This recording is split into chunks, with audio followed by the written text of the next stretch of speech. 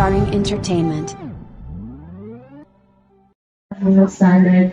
First of all, congratulations, Christian and Jerome.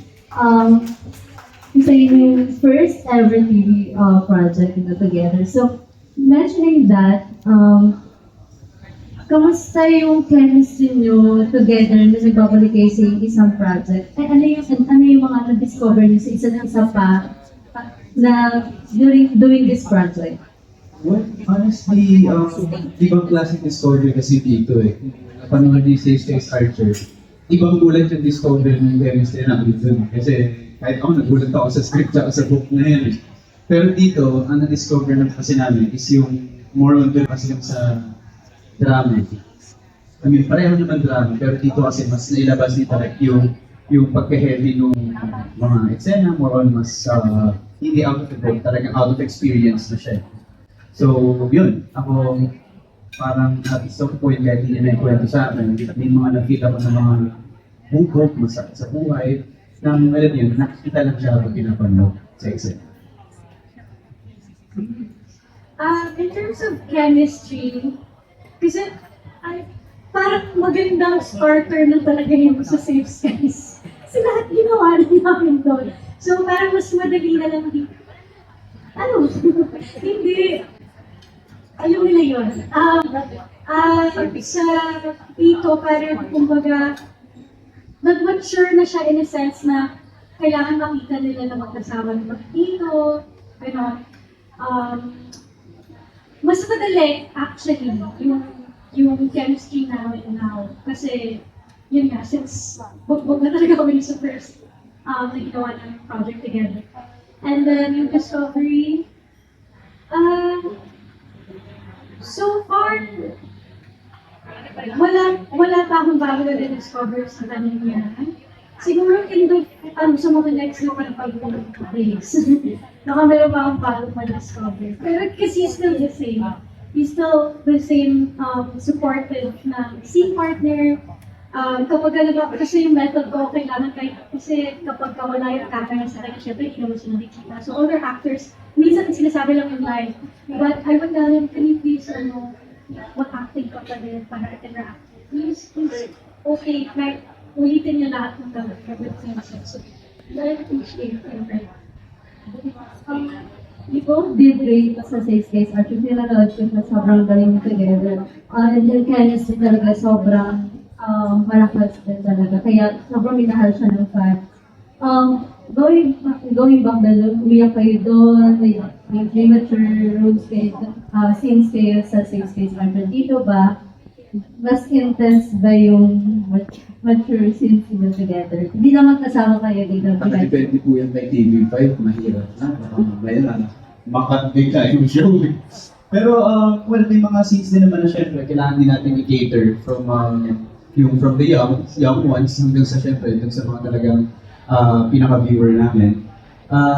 As much as possible, syempre, gusto namin, lalo na si Direk, with the script at the series itself, kailangan na hindi natin maano yung mga rules and regulations when it comes to television. If I'm correct, sa pagkakaalala ko dahil teleserye yun po. So mature scenes, definitely less of that for this.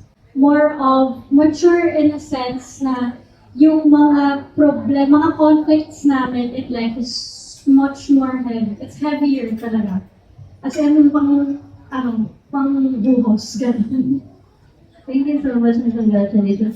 One question kay Charles, yes. Congratulations din, Charles, sa role mo dito sa Para sa Isa't Isa.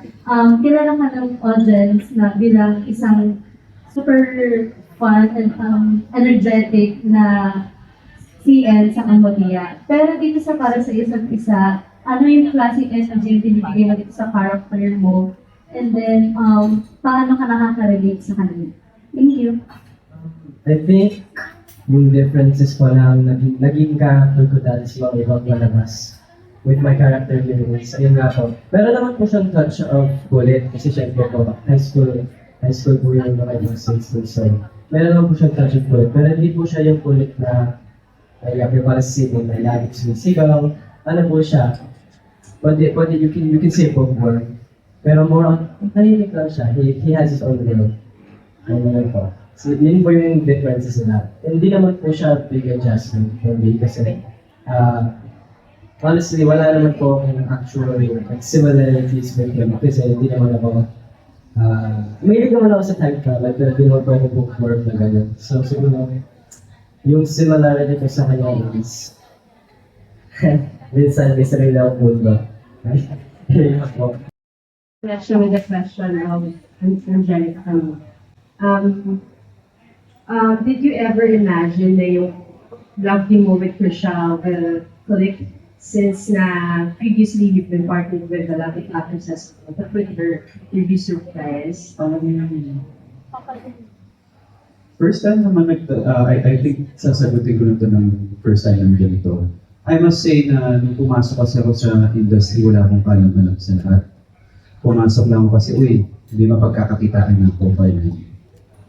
Hindi ako tapos ng college, so talaga naghahanap lang ako pagkakakitaan. Hanggang sa naging craft ko siya, hindi ako naging fan ng mga love teams. So, may mga naka-work na ako before. Iba't iba yun, sina Jamie Meza, sina Shai Carlos, madami pa, Claire. Hindi ko siya tinitingnan as click. Tinitingnan ko lang if na-feel good ako kasama siya dun sa eksena. I think yun pa lang eh. Tsaka as long as nag-cut yung director, nagsabi ng good take, it's okay. Pagdating kasi sa amin ni Keisha, since nung Safe Skies Archer, nag-good take talaga. I mean, okay.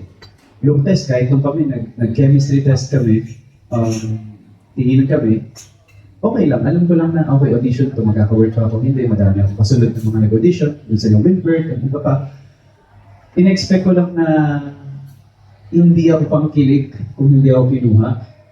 Sabi ko, medyo nandun ako sa mga role kasi na character. So talagang, pumunta ako kay Viva, in-offer ko lang sarili ko na, sabi ko, ang kaya ko lang pong ibenta is yung skills ko, which is acting ko. Yun lang po ang alam ko. Hindi ko in-expect na yung role na binigay sa akin, bukod sa drama, kasi mabigat yung role niya eh. Specific kung paano iiyak and all.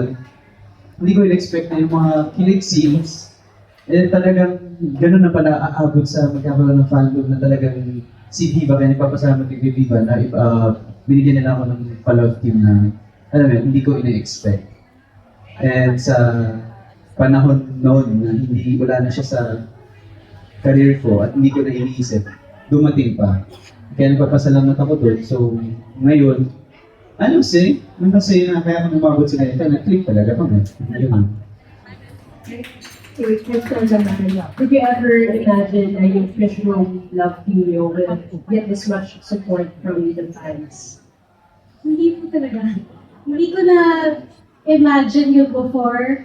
We were so focused on our work at the time. Kasi sobrang dami namin iniisip, especially it's a Wattpad adaptation.